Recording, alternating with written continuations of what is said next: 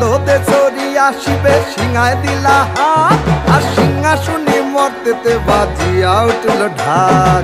বলদে চড়িয়া শিবে সিংহায় দিলা হাত, আর সিংহাসনে মর্তেতে বাজিয়া উঠল ঢাক। শিবের সনে কার্তিক গণেশ লক্ষ্মী সরস্বতী, শিবের সনে কার্তিক গণেশ লক্ষ্মী সরস্বতী। আশ্বিন মাসে বাপের বাড়ি আসেন ভগবতী।